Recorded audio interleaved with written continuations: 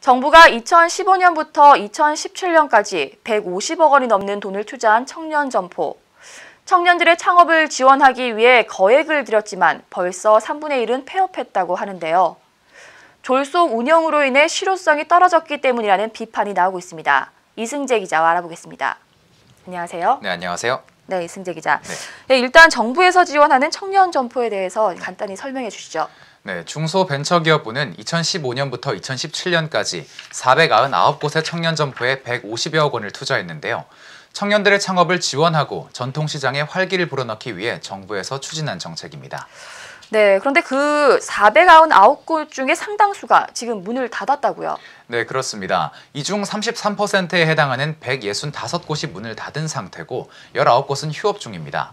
청년 상인 절반 이상이 폐업을 해서 청년 상인 단지가 유명무실해진 전통시장은 전체 55곳 중 17곳에 달하는 걸로 조사됐습니다.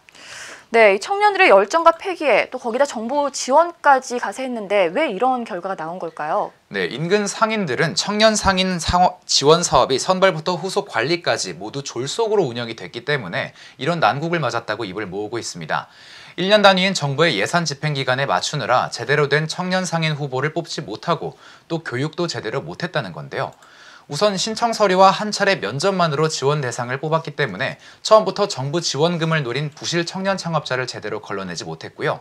시장에서 자리를 잡으려면 최소한 6개월 정도 장사 노하우를 배워야 하는데 정부는 기한 내 예산 지원을 하겠다며 무조건 가게를 열게 했다는 겁니다.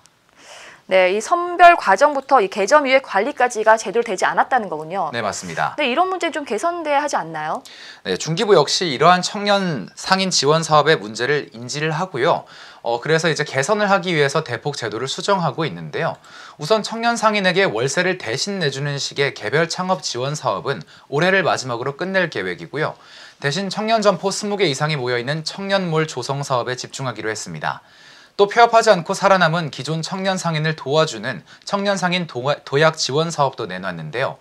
점포당 최대 1,000만 원의 한도 내에서 특허 세무와 관련된 컨설팅과 신메뉴와 같은 시제품 제작에 드는 비용을 지원하기로 한 겁니다. 네, 하지만 이 실효성에 의문이 제기되고 있다고요? 네, 맞습니다. 일단 청년 점포를 열 수 있는 곳이 대부분 죽은 상권이다 보니까 지원금만으로는 청년들이 성공하기가 쉽지 않습니다. 또 사업을 지원하는 청년 사업단은 지역 공무원과 교수로 구성되어 있는데요.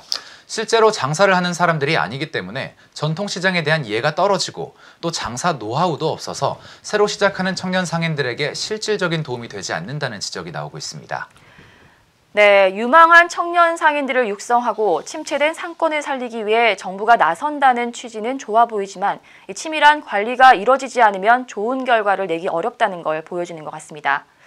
문제점을 빠르게 파악해 실효성 있는 정책이 나올 수 있기를 바랍니다. 지금까지 이승재 기자였습니다. 고맙습니다. 고맙습니다.